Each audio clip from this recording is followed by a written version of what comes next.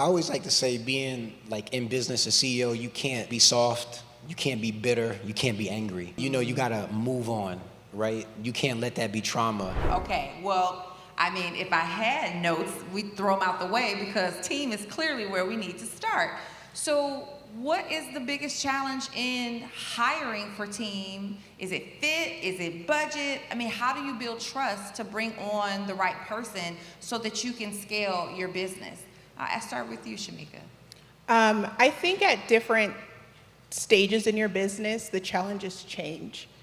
So originally, I think it was not having the systems and the processes and bringing on people, and as a result, there being a delay. Moving into where we are now, 4 years in the business, I think it is finding the right people who want to do the job and take ownership of their job. And when you don't have that, then as a result, you're picking up their slack. So I would recommend having the right people and knowing that if you go a couple of dollars more or a higher salary, you will get a lot more out of it than going on the cheaper side. Ooh, that's a huge nugget. So what did you have to do within your mindset as a business owner to say, I'm just gonna have to bite the bullet and pay these people? I was stressed, and I was doing their job. So you were sick and tired of being sick and tired? Paying them for it. So I went to our CPA, or CFO, my husband, and I think he also was able to see my stress, and he was like, you keep paying these people, yet you're doing their work. And we realized oftentimes a couple of more dollars, we would get a better bite, and it took so much stress off of us. Has anybody out here raise your hand if you have paid for somebody to do some work on your behalf, but you ended up doing it yourself, or or fixing their problem? They did it, and you were like, this is not what I had asked for. The math is not mathing. Okay, so y'all heard what she said. Y'all wrote that down. What'd she say? A couple of dollars more? A couple of dollars more can make a huge difference. And you saw that huge difference in the bottom line in your money? It turned like you got a return on that investment? Absolutely, because I could be working on the business and not in the business. And as a result, my time was worth more than those couple of dollars. She could just drop the mic right there and just sit on back and relax. Okay, so then Ernest, what is the problem? Why do you think that so many entrepreneurs are afraid of hiring? Did you have any fears when you were expanding your team? I think one of the main things is like being the face of a company. Latoya and I, they see a lot of advertisements, and they see us or they speak to us, and okay, am I going to deal directly with you? So dealing with financial transformation, trading, investing, I'm dealing with a lot of financial trauma, a lot of people from different socioeconomic backgrounds. So every person that we speak to has a different background. So bringing in a coach or someone that I can trust to be in front of them has to have that same patience, has to have that same like attitude that either I will have or Latoya have. So that's the biggest fear, because they represent who we are. So getting people that I know that can trust paying customers or students is very, very serious to us, because if we're not around and they're going through that pipeline, just the same way like TSP, how you have that reflection of like Lamar and Ronnie, we wanted the same thing, and sometimes some people don't have that. And you can't, it's a natural thing. It's something that you can't teach people.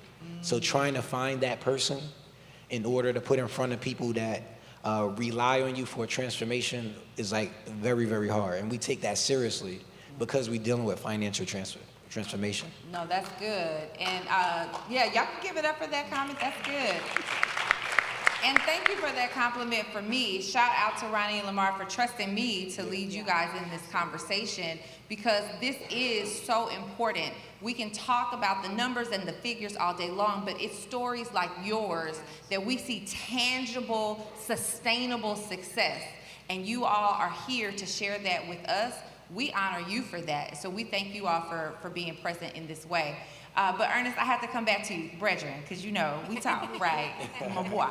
So I want you to get in your mind that person who burned you, because you talked about the people, the trauma and the trust and building that up. Think about that person who you were like, you were supposed to be the one, and you dropped the ball, you let me down. How did you get past that to make your next hire? Because you had to keep going, right, for your business. How did you move on from whatever the pain was of whatever junk somebody spewed and say, you know what, that's not the end of it. I don't just take the work back myself and just put it on my back and stay up 25 hours a day trying to get it done. I need to find the next best hire so I can get to my next greatest success level.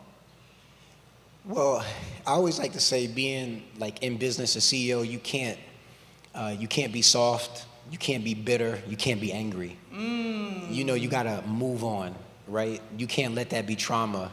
And early on in our business, Latoya and I, we had a great team doing different departments, and 2 or 3 of the team members just decided to do their own thing, right? And it was like, wow, we got this whole end of the business. So I said, okay, I'm gonna step over into this part of the business. Latoya's gonna take care of this part of the business. And I wasn't even proficient, but I made myself get proficient in that side of the business. Then as much better that I got with it, we was able to hire more people to help out on that side. But what helped me do that was I got out my feelings. I couldn't complain and be upset. Like, true leaders know how to forgive and keep it moving, right? Nugget. So it was just like, okay, you want to go do your own thing? Latoya and I, this is what we're going to do. We're going to do this and keep it moving. That's it. And it was almost great that they did leave, right? Because me learning that side of the business helped me be more creative and build that up even more, and help Latoya focus on that side and be more creative and build up even more. So it was actually a blessing. But that's how I move forward. Like, I don't want to get upset or aggravated. Just like, boom, keep it moving, guys. Keep it moving. Don't get upset. Just keep it moving. Wow. Listen, my spiritual mentors, they tell me rejection is oftentimes protection. Yeah. You don't want somebody in your business who is not going to give 110%, but they still going to collect that check, right? Yeah. You want to make sure that you have people who are going to be honest and deliver the way that you've asked. So I love that perspective that you had, that it was actually a blessing that they walked out. Because how many people are bitter? You still holding on? You don't have to raise your hand. I ain't going to put you on blast. But you know, and your neighbor know. You bitter about the last person that took your last Fiverr gig and it wasn't right. And you know, and you're like, I'm going to just be on camera for the next 12 hours instead of calling Charles Curry to do it in 10 minutes, right? And how draining that is on your bottom line. Dr. Vanessa, how have you, because you're a specialist, a body worker, you use your hands with your work as a chiropractor. How have you thought about how team comes in, they have to represent you, and you letting that go, that personal one-on-one relationship with the client? Or look, that favorite client, Miss Judy, who said, I don't want anybody to be with me. Don't schedule me with nobody else. I just want her. She knows who I am. And you need to be in your CEO seat. Yes. You need to be building wealth. Yes. And they want you to come give them their 30-minute massage. Yes. So they know I don't massage them, but in chiropractic space, it was exactly that, yes. Right? They would say, I want Dr. Walker, I don't want the other doctors, but I had to make sure that I build the trust in the doctor and also in the patient. So I did a handoff for each patient for a while until they don't want me anymore, they want them. What did that handoff look like? So I would go over, I would introduce and say, this doctor will be working with you today, and she's exemplary, and she knows, and we have done blank years of training. So I became their sponsor in that space because I knew what was on the other end. If I was to stay in the office, face down on every single patient, I couldn't build as desired for the office. And that building wasn't just for me, it's for everyone in the house. So I would, for every team member that came in, I only bring the best to you. Come on. And they would know that because they trust me. So I passed it on to them that I'm building. But there is a space, even because I'm a practitioner, where there's a heart portion where it's like, I still want to see my patients. I want to hear their stories. I want to get the cookies that they're getting. I want all of those things, but I also know the bigger picture, right? So it was an easy transition, or not an easy transition, but the transition had to happen.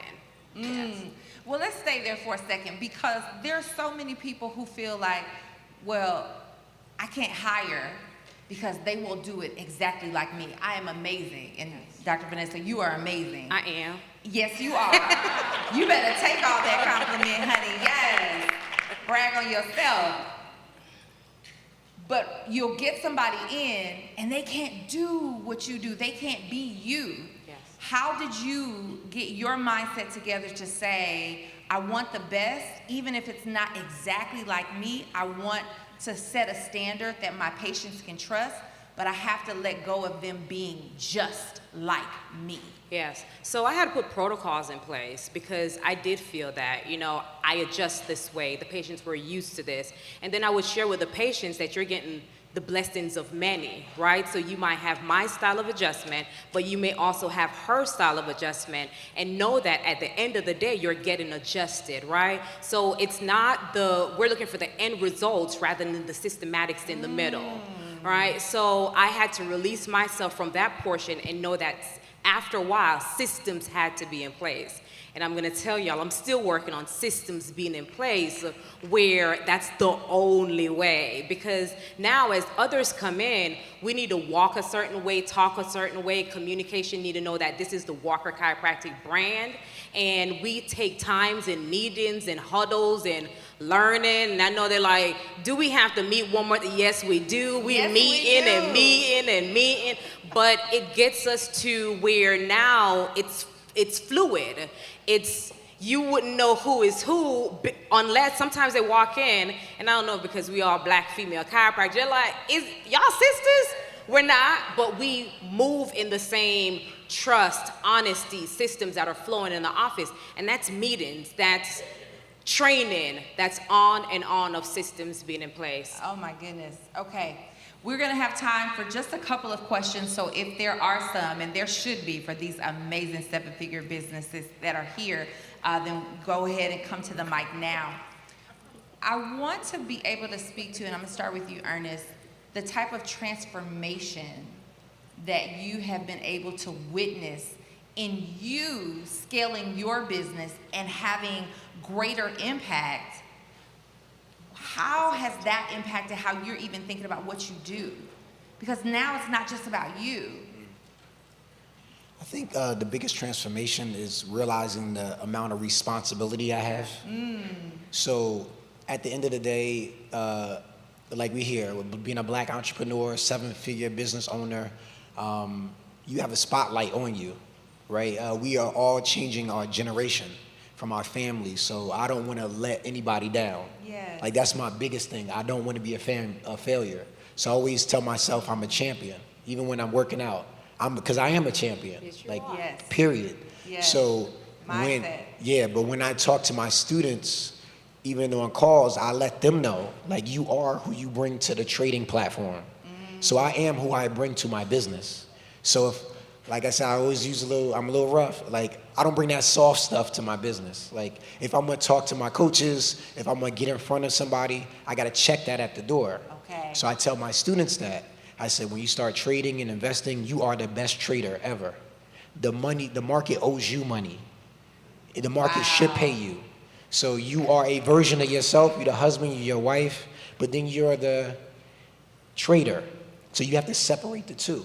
Wow. So that's what's helped me with my transformation, because I know when I step into, like, we call here the profit room, I have to be a different person. Yes. So I always like to keep that in my mindset, because once you're that different person, you know that whatever inferior insecurities you had before, you got to leave that out as you're trying to grow and do something different. Wow. I know so many people who want to make a lot of money and need to hear that.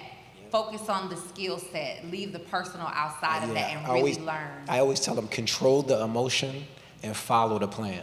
Very important. Control the emotion and follow the plan. Who wrote that down? Raise your hand, you write that note down. Okay? Text it to me, send it to me in the DM. I need that reminder. That's beautiful. Same question for you, Shamica. As you've grown, and you grew really fast. Yes. So you've been able to see a tremendous amount of impact. How does that impact for you affect the way that you think about the business of the families that you serve and the business that you've built? Emotions. You touched it on its head.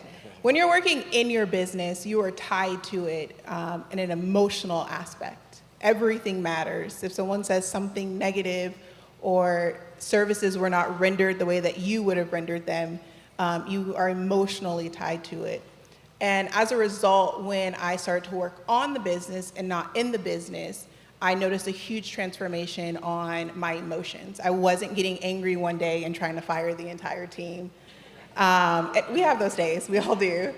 And I started to also not talk about my emotions. And so I think a lot of people became reactive to how I was feeling. And as a result, I would stop talking about things that I seen. And when someone would point it out, my sister would always say, like, Shamica has an eye on everything. She just knows the right time to respond. So my recommendation is step back and take your emotions out of the business and strategically continue with your plan, but no one's personally coming in to attack you 95% of the time. And when we're in our business, we feel like that. Like everything is a personal attack. And the reality is they're not personally attacking us. So really step back in that. Awesome.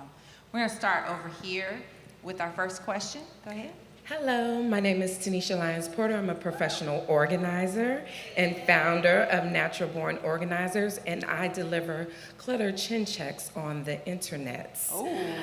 And so my question is, I have been attempting to introduce, additional organizers to my clients. So Dr. Vanessa, what do you do if and when you've scheduled that handoff, and they go, oh, well, they're nice and everything, and I trust them because I trust you, but when are you coming back from Atlanta?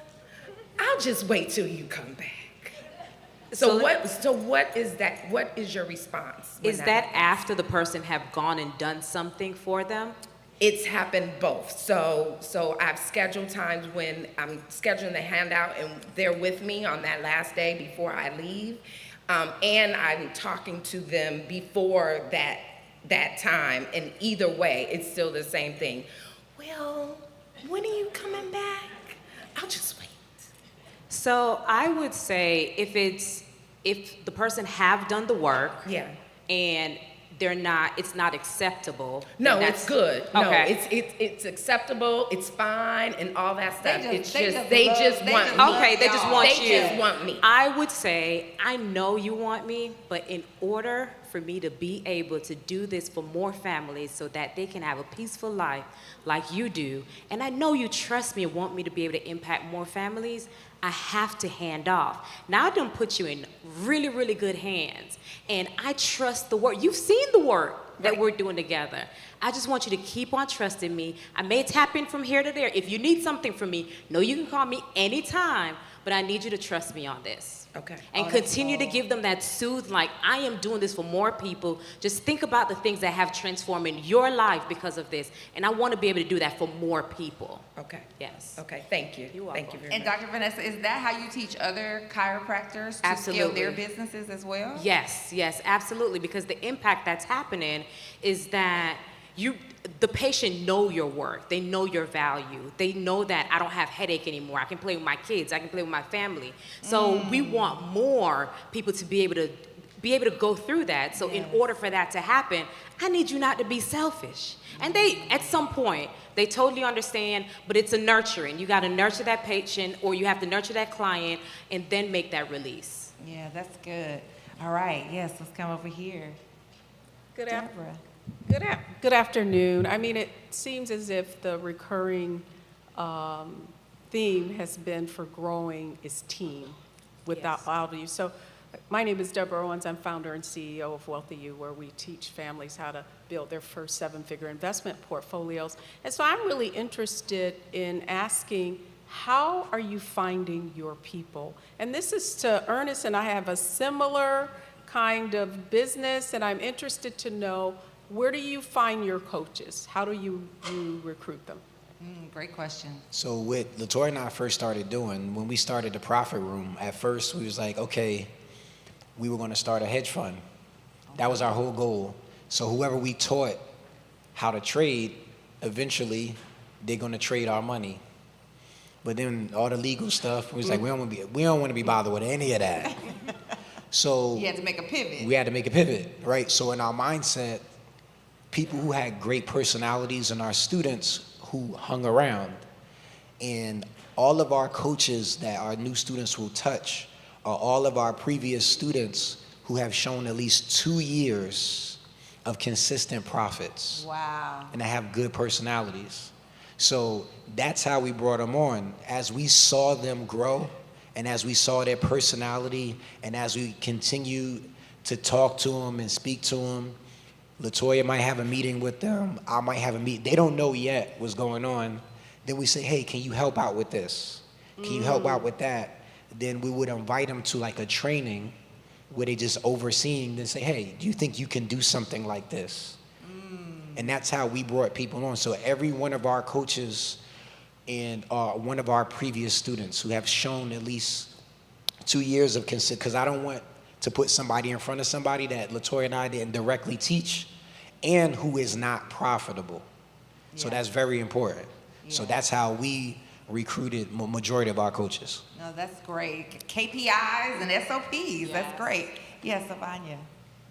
Hey everybody, this was a great panel. I'm Savanya Barros. I own a law practice that serves multi-million-dollar enterprises and entrepreneurs, helping them to protect their NIL, name, image, and likeness through legal strategies. And so my question is definitely around the team, a little bit of the trust situation. I run a very high-stake practice. My clients they have like $1 million and if someone makes a mistake, it can cost a lot, all right? And so I really need to know, and maybe this is, Dr. Vanessa, you can answer this, probably even go to Shamica. What qualities do you look for in someone that you're bringing on in a very highly skilled industry? And what is the leadership style that you've had to tap into to make sure that these people are truly, like they are the leaders that you need and they are fully invested into the business and the outcome for the client, and they understand that the stakes, the situations that's involved is high stakes. You can't make a simple mistake because it could cost the client millions of dollars. This is perfect for Shamica, for you to answer, because your business works with vulnerable populations, children with autism. Most people know my daughter has autism. And so it's vulnerable children and vulnerable families. Yeah. And hiring is not just, they made a little mistake and you can just roll with it. So what is it that you look for when you're saying, I'm ready to trust you to work with these vulnerable children? And you have how many employees? Well, there's 80, so we have 80 employees. Not 8, y'all, 80. So you have 80 employees. Y'all give it up for her for that. 80 employees. So you are an employer. You have hired and certainly probably fired your share of folks. So how would you respond to that? Audits. I think SOPs to outline exactly what you want, pictures, screenshots, written text, in addition to training them. But with our population, you can be the best of the best and I still audit you. So I think creating audits that allow us to not spend a ton of time, to go over and ensure that the process is done correctly, because we can have something very simple like the wrong medical record number on a document and sent to an insurance company, and we can get in a lot of trouble. So it's a really small thing. We have put audits in processes. We've essentially told them what we expect and have them complete their own checklist to ensure that they didn't miss anything. And then we do audits on them. And typically we just say you service 20 kiddos. We will do an audit on like 5 of your clients. If I find one mistake, now I'm gonna audit all 20 of your clients. But if I do a random 5 audit and I don't see that you've made any mistakes, then I feel more confident. And then pointing out how important it is that mistakes are not happening. And so we do a lot of check-ins. How are you feeling? If you're stressed out, we do a lot of consistently. We train on a weekly basis. So refreshers, audits, and really diving into the importance of what you do and how much trouble you can get in if you make an error. Thank you. Thank Yeah, you. great. Charles? I think y'all remember what I do, so I'm just gonna dive in. Yeah, go ahead, So, dive right in.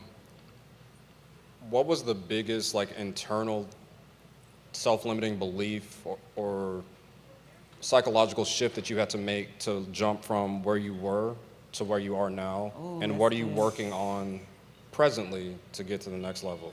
Listen, not everybody speak at once, okay? Self-limiting beliefs, what were they? How did you get them out the way to move from 6 to 7 figures?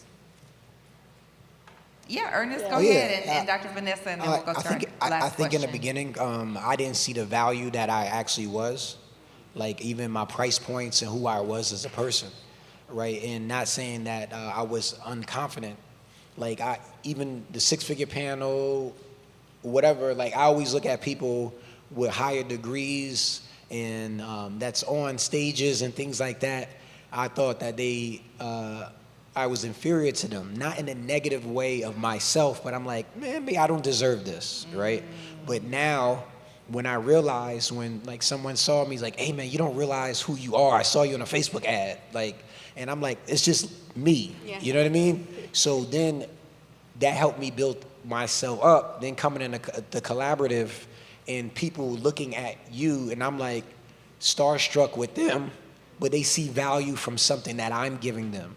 So at that point, I realized I started seeing my value. And currently now, I'm trying to level myself up to JV, partner with people, and get in front of other audiences. So that's going to make me be even a better of a leader, because somebody's going to be holding me responsible for me being in front of their audience now. So that makes me think like, hey, when I talk to LaToya, we got to be even better, because it's not just our people. It's somebody else's people. And that's how the collaborations grow and you scale your business. So that's what I'm looking forward to in the future. All right, Dr. Vanessa, Yes, thank you. so I didn't know I could afford another practitioner.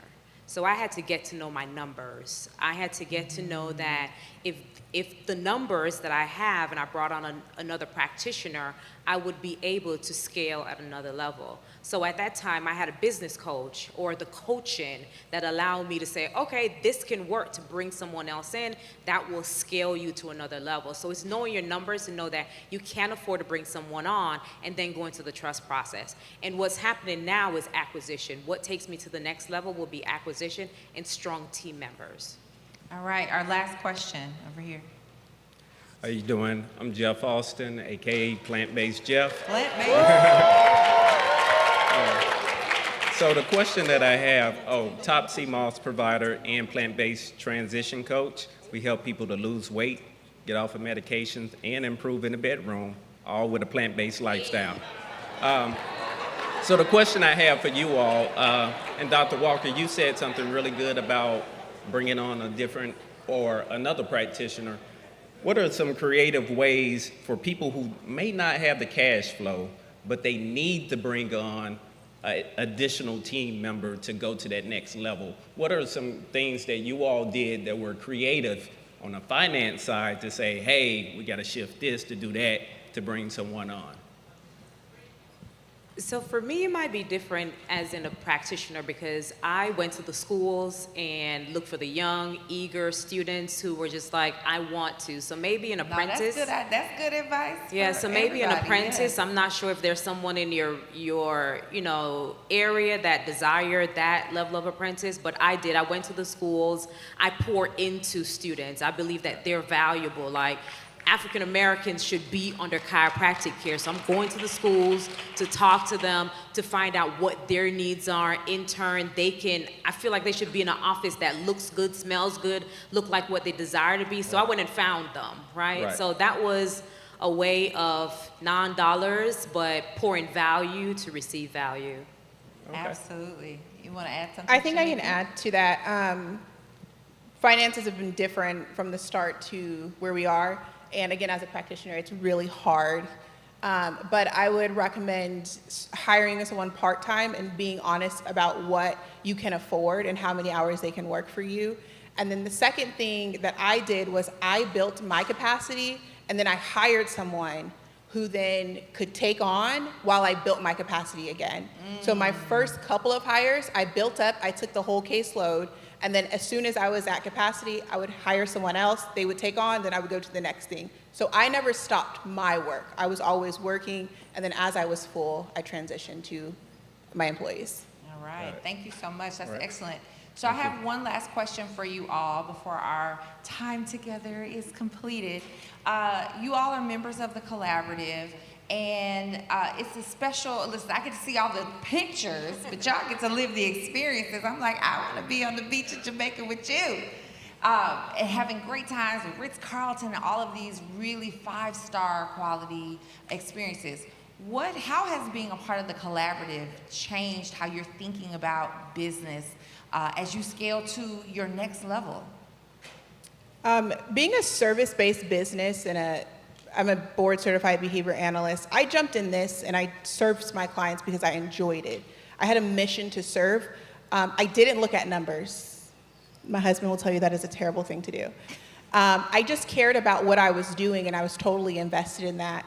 When we came to our first TSP event, which was last year in June, I realized that I had scaled business up to 7 figures without looking at numbers, but I could actually get to 8 figures, and I never even considered that. Wow. So now I came into a room where other people were 7-figure business owners going to 8 and even like opened up that possibility. I never, personally, it's not advice, but if we're being honest, I never looked at my numbers as far as in like, I'm gonna be a millionaire or a 7-figure company. I just never did. I was all about the service I was giving. And do you look at your numbers now? Absolutely. Absolutely. Absolutely. Absolutely. Yes. Ernest? Joining a collaborative, I realized, we work hard, and I realized the people in the collaborative, even though they looking pretty online, they work hard. Like, they work hard to be in the collaborative. Like, so when you can have somebody that has that accountability, I'm used to like trainers, thick skin. I want to be yelled at. I want to be told what to do, but also I want to be at the same time cuddled a little bit, right? So being in the collaborative and getting a little bit of both the best of both worlds has helped me elevate it even more because sometimes the conversations get emotional. And sometimes the conversation I say gets strict, but it helps you see that whatever we're all going through, that everybody's still pushing and pushing and pushing, and it's not even about like the money at that time. It's about elevating your other person that's next to you. That's what I enjoy. Yes, that's excellent. Last thoughts, final thoughts. I'm going to Dr. say this Vanessa. quickly. One, accountability. I have 2 accountability partners in here, and they pinch on me. Yes. When I'm not doing it, when I don't know what to do, they snitch on me for it to happen. And I also say the experience, it's so many experiences that happen.